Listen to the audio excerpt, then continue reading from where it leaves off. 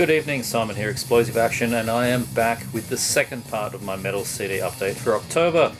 Got another pile here. This is all the early pressing stuff, 90s and just onto the year 2000, so let's take a look. In the background we are listening to Dementor, Kill the Thought of Christ. How blasphemous can you get? 1997 release, band is from Slovakia. It's just good fun death metal, like great riffs, and yeah, they don't seem to be a big fan of the old Jesus, that's for sure. Dementor, Kill the Thought on Christ. Yeah, good stuff. This is out on Immortal Soul Productions. So yeah, old pressing, good stuff. First band we're going to take a look at here is a band called Algeon, or Algeon, I'm not entirely sure. And I'm not even entirely sure how to say this album's name. Oi mai Algeo? I don't know, I'm getting it wrong. It's a Greek term. The band is not Greek. They are not Greek at all, no. I think they're from Sweden. And it's actually a misprint. Oi mai Algeon. Algeon's the band's name. It's supposed to be Algeu? I don't know. This is the second version of the album. Has got this misprint on it. The first one has a misprint that's entirely separate on the spine. Full Moon Productions. I don't think they were really paying attention at the time. It's very early for them. FMP 003. Very early days. So it's, yeah, you know, furious Swedish black metal. It's got fast, blasty drums that sound like a machine, but apparently actually Fredrik Soderlund from Octonomonos doing guest session drums. That's the inside. And you know, the whole thing is quite similar to Octonomonos, but is less polished, sort of like a demo version Sacramentum or something like that. And those non-traditional sounding drums, I think is a nice way of saying it, definitely sort of dated a bit, but I had a lot of fun listening to this. There's the inner bits there.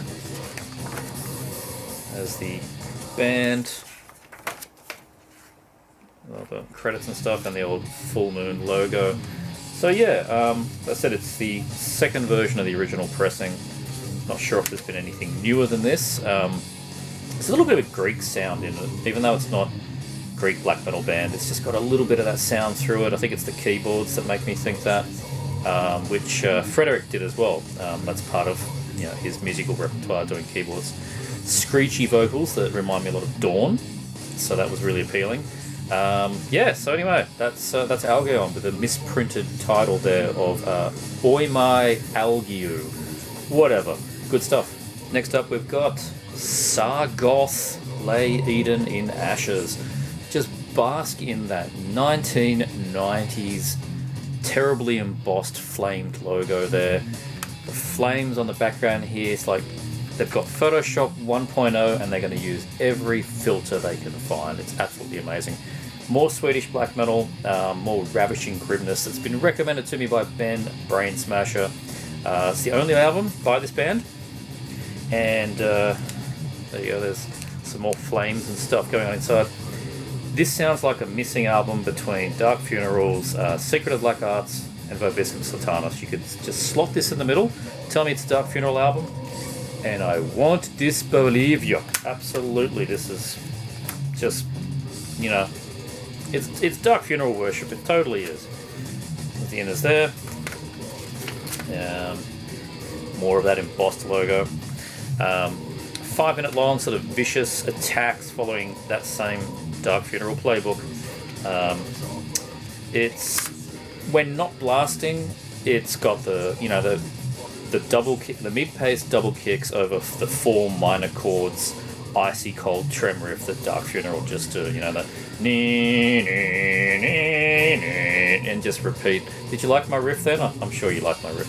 And they just layer that, you know, over the double kick and then alternate that with just blast, blast, blast, and that's Sargoth. You know, back in the day, friends of mine used to refer to Dark Funeral, Marduk, bands like this as Norse core. I always love that term. I think that is such a good, like, umbrella term for this specific subgenre of black metal. That Swedish sound that's just all blasty and then alternating double kick stuff. You know, straight, basic, but lots of fun. As derivative as this is, I've been playing it a hell of a lot since I got it. It's fun, it's unchallenging, holy satanic black metal from 1998. Definitely worth your time. It's out on, who is this? Black Dominion or something? But I don't know, that's the label. But it was marketed and distributed by Invasion, and that's the logo I recognize. So there you go. Sargoth, lay Eden in ashes. You could do far worse than picking this one up.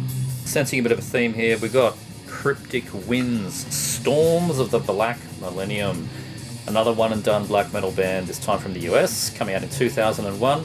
So just the start of the millennium, the dawn of the millennium. Get it? Dawn of the Black Millennium, whatever. You guys are no fun. But look at that. It's got your burning church. It's got your Germanic fonts. It's got inverted pentagram in the logo. Old mate here is wielding his sword, wearing his mum's corpse paint. This is just fantastic. Opens with the often used soundbite from Omen 3. So a bit of Sam Neill talking about downfall of Christ. Mid-paced, frolicking track that doesn't set up the what's to come, and then it just unleashes on the second track and just simply doesn't let up for the next 25 minutes. Unrelenting, noisy US black metal.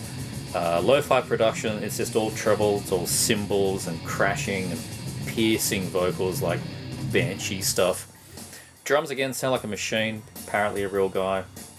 I don't know. Maybe the bands just name their drum machine. You know, that's Fred in the corner on the drum machine. I don't know. Certainly doesn't sound real to me. But it, you know, adds a bit of charm to it. The third track is like a neat little dark ambient thing. It's actually kind of neat. It's got sort of static noise samples through it. Easily find on some kind of dark ambient album. Quite a good piece. There's an acoustic track later on, but you know, really this is just burning churches and pentagrams and Satan and like, it's a Merciless Records release. There you go. There's their logo. You can get this literally for a few dollars. Like, this is price of a copy stuff. Shows up in bargain bins, at least online. I got it on Discogs from an Australian seller, and that's like the third time I've seen it. And if I see this 3 times for $5 in Australia, that means it's like 500 times in the US. This thing comes in the cornflakes. Good fun, not a game changer at all, but you know, for the runtime and the noise that this thing makes, it's a good time. Cryptic Winds, check it out. Next one we got a little digipack thing, it's been beaten around the corners. Necrophagia, Cannibal Holocaust. Get it down! Holocaust! Did you like that? I'm trying really hard today. 2001 EP after the Black Blood Vomitorium EP the year before, which was a really good EP. The Holocausto della Molto album from 99 or 2000 was also really good. And this is just playing that same style. So they've still got Phil Anselmo on guitar, where he is there with his big beard, going through his I Want to Be Evil phase, listening to his Dark Throne and playing in his fairly average black metal bands, I gotta say. And he somehow, you know, got in touch with Killjoy, joined Cannibal Holocaust for an album and a couple of EPs. And that's when I learned that he could play guitar. It's very straightforward and simple guitar, but it's fun. Like, he does the job. Really filthy sound on this one, just like those aforementioned album and EP. They polished their sound up after this, when Phil left for whatever reason. Got new guys in there, and they really got more thick and chunky and a bit more melodic, and they had a bit of a rebirth. But at this point, it's just dirty and nasty stuff. Demo tracks. So you get the Cannibal Holocaust actual song. Let's see, there you go. You get the Cannibal Holocaust song. And then you get rare demo versions of Burning Moon Sickness, It Lives in the Woods, and Baphomet Rises, which is an unreleased track, and then Chainsaw Lust, which is, they say, recorded as a tribute to Euronymous. It starts off with actual, you know, music from Mayhem, and then it turns into this, I don't know, it only goes for 1:40. It's pretty bad, honestly. It goes from that into just this noisy mess of a thing. And apparently there's an uncut video, like we're talking 20-year-old MPEG video stuffed on a CD, so I haven't even looked at it. This is not mandatory stuff. The opening song, the actual Cannibal Holocaust song, is one of their best. That's why I got it. Again, price of a coffee was there. I picked it up. I was happy to get it. It's like $8 delivered or something like that. And that's fine. Enjoyable for that first song. Demo track's not so good, but you know, that's fine. Another one for the collection. Happy to have it. Cannibal Holocaust from Necrophagia. Going to Australia now. Staying in the hometown. We've got Earth with Star Condemned. These guys were a mainstay of the Melbourne scene in the early 2000s. They formed in like 97 or something like that. Recorded this in 1998, but never got it released until 2000. They were shopping around for a label, and they ended up for a brief period of time on a Swedish label. I'm not too sure if that's the label that they stayed on for the actual release. No, this is Black Hole Productions, an Australian label. They were very briefly signed to a Swedish label, I believe, and that's because they sound so much like Swedish melodic death metal. They mix the Stockholm sound with the Gothenburg sound, shake it together. Star Condemned. Awesome production. This is Sunlight Studio kind of stuff. So thick and heavy. The opening track, Prophecy or Destiny, could have easily been on Left Hand Path. It actually follows the same kind of hooks and the same kind of flow, same chops. Easily could have fit on there. The whole album's really good. It's faster and middle pace kind of stuff. It never gets too slow or too ridiculously fast. It's just Swedish melodic death metal, but played in Melbourne. They played a really killer live show, I remember, in 1999 at Metal for the Brain. Like I said, these guys were a mainstay for a solid decade. 3 albums. The second and the third album, I didn't think much of. It's really, for me, it's just this album, Star Condemned. And unfortunately, when I saw them play live, they didn't play Prophecy or Destiny, which I don't know why. It's easily their best song, and they didn't play it live. Whatever. 6-piece, 2 guitars, keyboards. Yeah, good stuff. Difficult to find. I had a copy 20 years ago, and it must have gone on a trade pile. I finally got it back. I got it back for a good price because the disc was a little bit scuffed up. It plays fine. I gave it a good clean. There's the inside.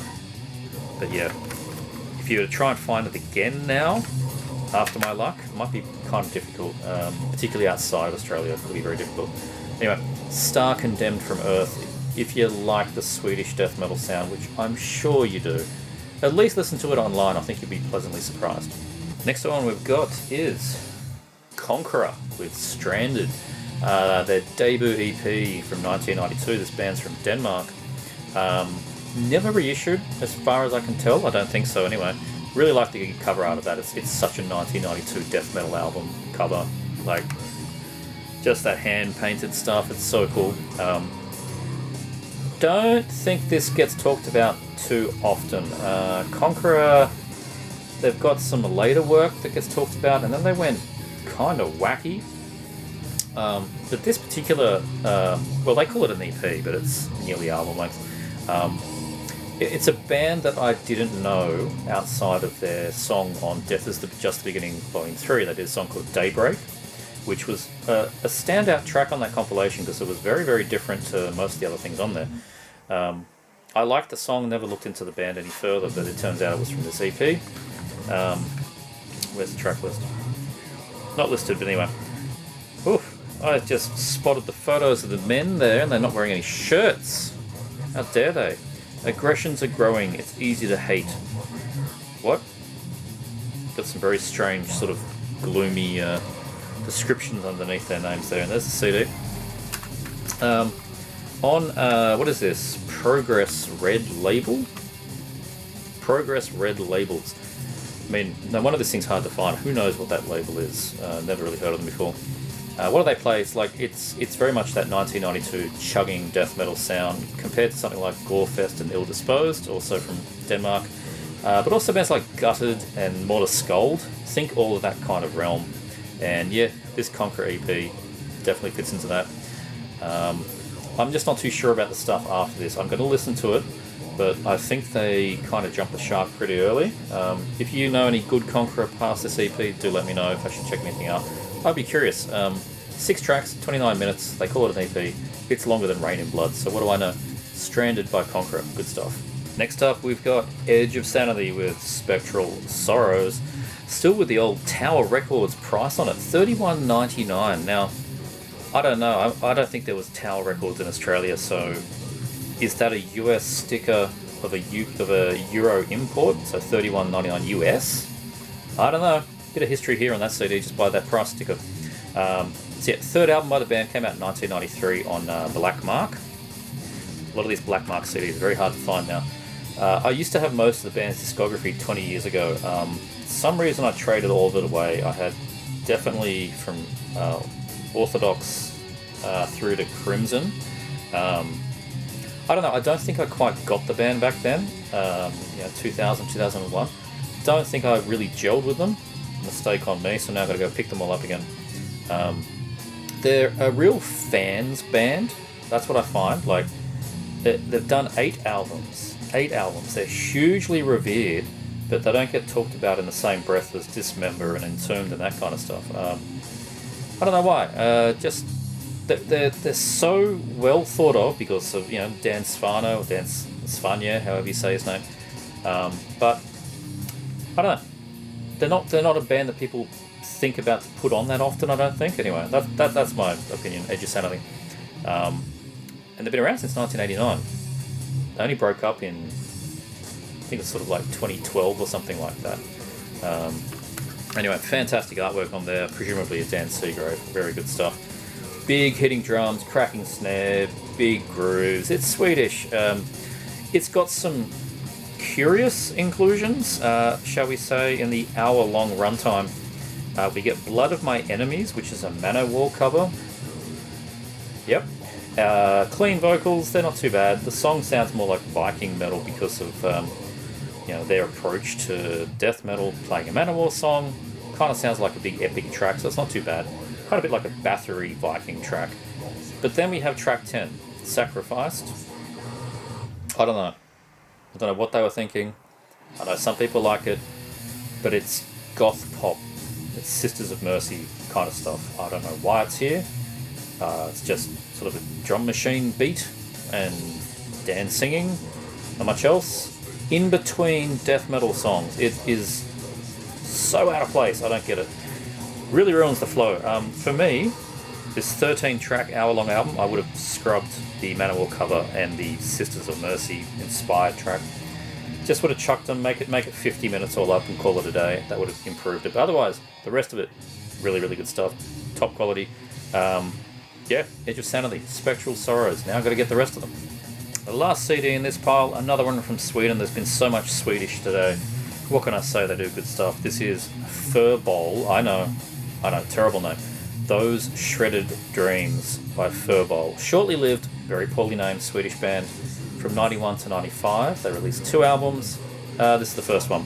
This one, they're one of those bands at the time that was sort of death metal in the demos, death metal, death and roll in the first album, and then very death and roll for the second and final album. A lot of them did that, but this is a 75 to 25 split. It's mainly death metal, but just has some death and roll grooves in it, which is good. I like it. It's good stuff. I don't think it's been reissued. There's been a compilation that gets all this stuff together in, I think, about 2010, but this actual album I don't think has had a reissue. This came out on Step 1 Records or something, 1992.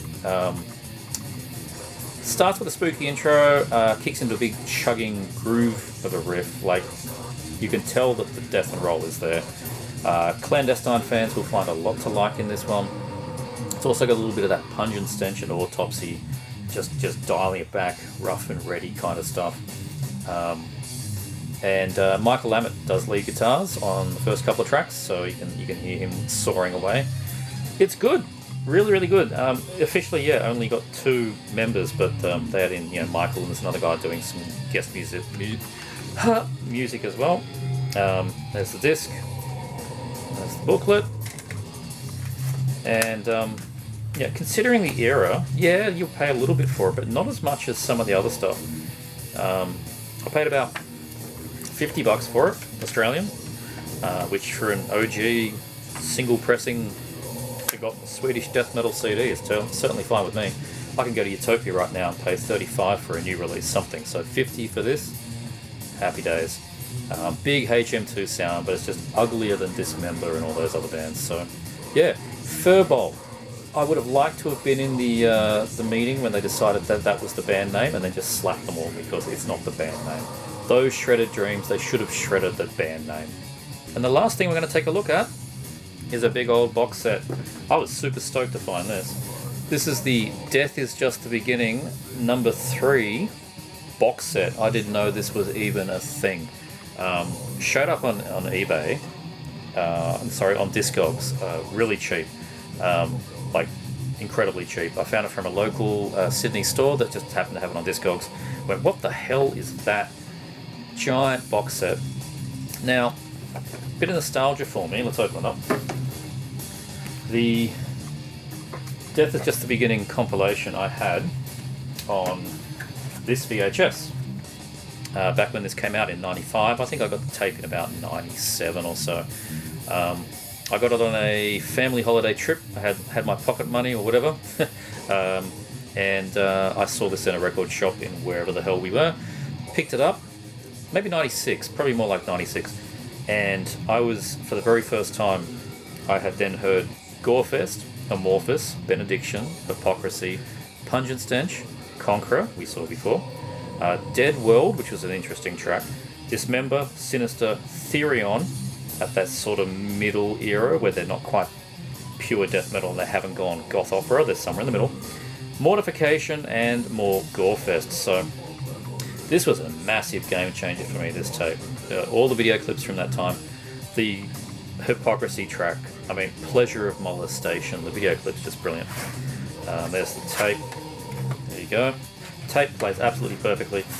What I really love about it, which was the absolute nostalgic kick when I put it back on again, is each of the tracks has this, first of all, it's got this like mid-90s computer effects production, like where they've got, you know, wacky effects going on the screen, or then they cut the host's head off halfway and put like, you know, circuit chips and stuff going down the side. You know what I'm talking about. It's all that kind of, we're not quite cyberpunk yet, but we're really trying. And yeah, it's got this host, I can't remember his name, but he looks so German. He's got this blonde long hair that looks like Fabio, and it's all in German with English subtitles that are sometimes poorly translated.